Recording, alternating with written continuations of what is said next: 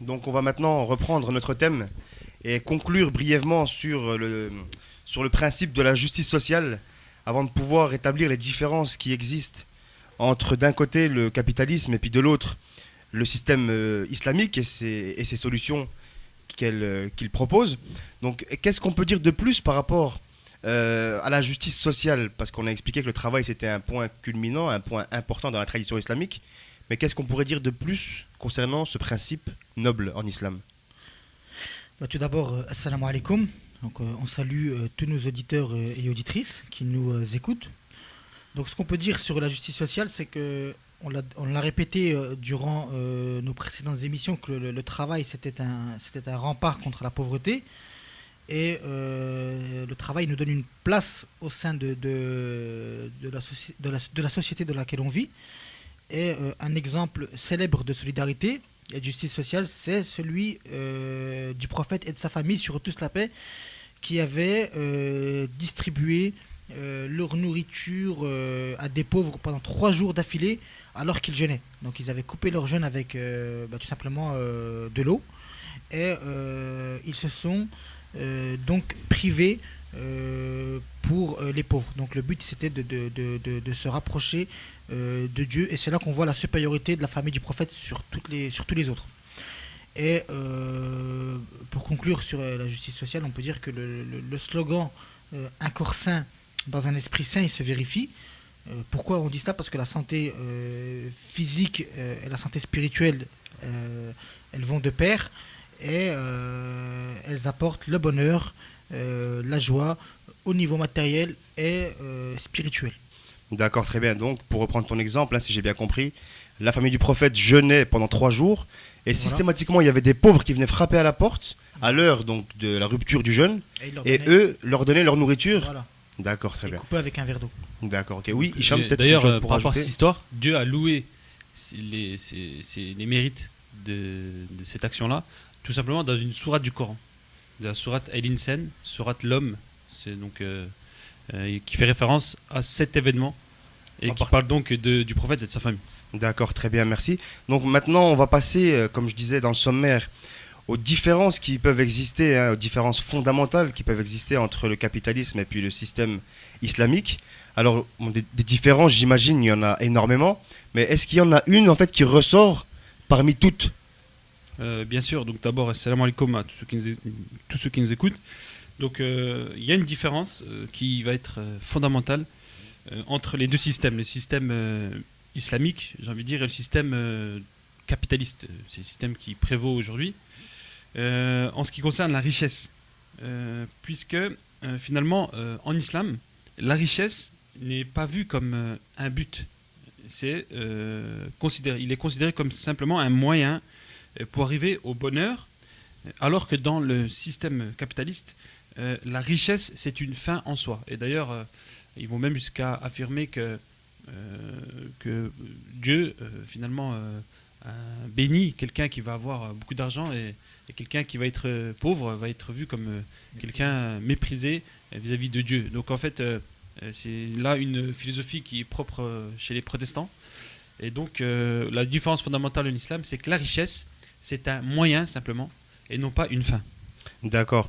Est-ce qu'on peut aussi avoir des références, hein, comme on a l'habitude de le faire dans cette émission, avec des explications qui sont données hein, par les grands hommes, le prophète, sur lui la paix et sa sainte famille, sur le modèle à suivre, le système à suivre dans la tradition islamique? Bien sûr, hein, on a un exemple qui est parlant et qui est frappant. C'est une parole de l'imam Ali sur la paix, qui est, rappelons-le, le premier imam des musulmans, qui nous dit, et je cite, un système, un État pourra perdurer s'il n'est pas croyant, mais pas s'il est injuste.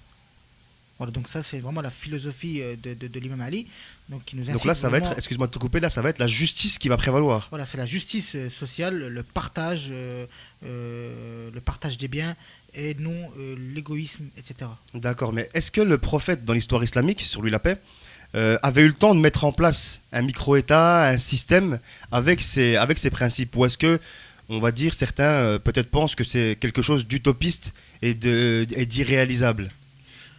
Bien sûr, on sait que le prophète, sur lui la grâce et la paix, a émigré donc, de la Mecque à Médine et là-bas, il a installé un gouvernement qui donc, comme tout gouvernement, il y a un aspect économique, un aspect politique, un aspect militaire, etc. Donc il a pris en compte, le prophète, de ce danger-là, il y a 1400 ans de la pauvreté, etc. Donc il a mis en place un système économique pour réguler les richesses et surtout pour que les pauvres puissent bénéficier d'un revenu minimum qui leur permettra de subvenir à leurs besoins et d'avoir quelque chose de plus pour leur bien-être. Donc il y a un verset, donc le prophète n'agit pas selon sa propre initiative, il agit par inspiration, par révélation divine. Et donc il y a un verset, le verset 92 de la sourate 3 qui a été révélé au prophète, qui dit « Vous n'atteindrez pas la piété tant que vous ne donnerez pas en aumône une partie de ce que vous avez, ou une partie de ce que vous aimez beaucoup pour la cause de Dieu. » Et le saint prophète sur la paix, il avait l'habitude de dire que, je cite, « Celui qui ne se préoccupe pas des affaires des musulmans n'est pas musulman. » Donc voilà sur quoi est basé finalement le système économique. C'est vraiment sur cette volonté-là de manière sincère de donner de sa personne pour que les autres puissent bénéficier de ce don. D'accord, donc c'est pas simplement une utopie, donc on avait vraiment des exemples. Voilà donc pour ce qui était de cette courte pause coranique. Donc maintenant on va poursuivre notre thème avec, on a expliqué juste avant les différences qu'il pouvait y avoir, les différences fondamentales qu'il pouvait y avoir entre le modèle capitaliste et le modèle islamique. Et donc maintenant on a expliqué également les exemples concrets dans l'histoire islamique. Donc on va essayer d'être encore plus concret et expliquer un peu ce que l'islam propose comme solution. Parce qu'après, on peut toujours se demander, voilà, est-ce que les musulmans ont des moyens pour faire tourner une économie, faire vivre une société? Donc la réponse, on va la donner tout de suite, avec les différentes solutions que l'islam a apportées. Donc ma première question, ça va être, qu'est-ce que l'islam propose pour faire justement vivre une société sur le plan économique et sur tous les autres plans? Donc, comme tout système, l'islam il prélève des impôts à ses citoyens. Donc, chaque État islamique il doit prélever des impôts. Et le premier impôt, c'est la zakat. Donc, en français, c'est l'aumône légale obligatoire. Donc, ça, c'est un impôt qui est prélevé par le trésor public, et ça correspond à une partie des richesses et des revenus des riches. Donc il y a un verset qui nous parle de cet impôt, c'est le verset 103 de la sourate 9, où Dieu il nous dit « Prélève de leurs biens une sadaqa ». Donc une sadaqa, c'est une aumône par laquelle tu les purifies et les bénis. Donc ça, c'est le premier impôt. Et il y a un second impôt, c'est le khoms. D'accord, alors le khoms, Hicham, est-ce que tu pourrais nous l'expliquer? Donc khoms, tout simplement, ça veut dire le cinquième. Donc le cinquième, ce qui représente 20%. Alors 20% de quoi? De l'argent qui reste à la fin de l'année.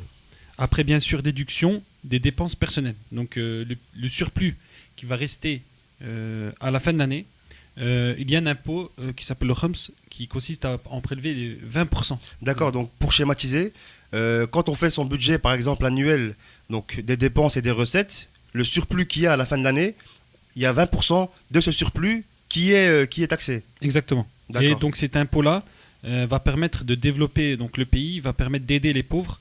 Donc le développement du pays va être développé, va être accéléré à tout niveau, social, économique, culturel.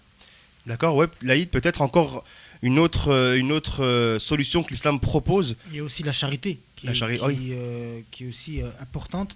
Donc la charité, bon, tout le monde sait ce que c'est. Donc c'est une aumône qui n'est pas obligatoire. Donc elle est différente de la zakat qui est par contre une aumône obligatoire. Donc l'islam il encourage fortement la charité.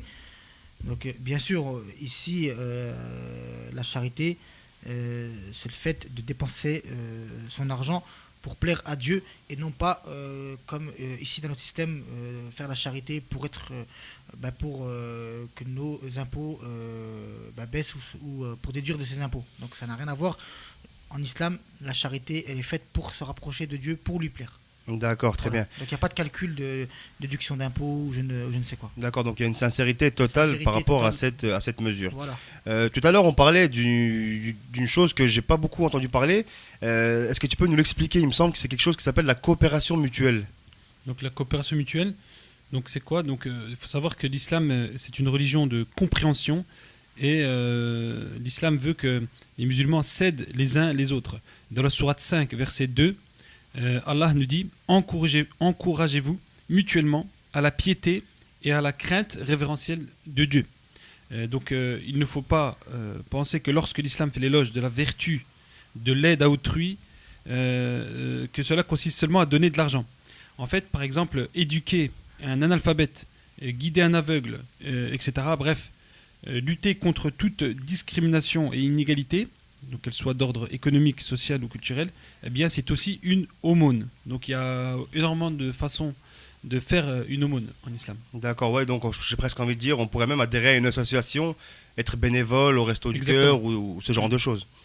Et peut-être pour conclure, on peut peut-être terminer en parlant du prêt, mais pas n'importe quel prêt. Effectivement, Aïssam, donc on va parler ici du prêt sans intérêt. Pourquoi? Parce que déjà en islam, l'intérêt, le prêt avec intérêt, c'est haram, c'est interdit. Parce qu'on avait expliqué justement qu'il n'y avait pas de travail qui était fourni, et c'était pour ça. Il n'y avait pas de travail fourni. Et l'islam, il exhorte ses concitoyens, les gens, à accorder le plus possible de prêts sans intérêt. Et selon certaines traditions, la récompense d'un tel acte vertueux, il sera supérieur à celle d'une aumône. Voilà. Donc c'est pour montrer l'importance. Et en effet, la plupart des personnes qui empruntent, donc ils ont de l'amour propre et donc elles n'accepteraient jamais une aide gratuite ou une aumône, même si le besoin se fait ressentir et qu'il est urgent, alors que ceux qui acceptent les aumônes, ils n'ont pas cet état d'esprit. D'accord, donc en fait c'est en quelque sorte on aide les gens sans trop qu'ils soient entre guillemets vexés, j'ai envie de dire. Voilà, tout simplement. D'accord, très bien. Donc peut-être si vous avez une dernière chose pour conclure, à moins qu'on passe à la suite. Pas forcément en ce qui concerne cette émission, mais D'accord, simplement on souhaite un bon mariage Oui. à un certain Sofiane qui se marie avec Yasmina. Donc D'accord, on ok. souhaite tous nos meilleurs vœux. D'accord, ok, bah merci. Donc c'était tout pour notre émission d'aujourd'hui.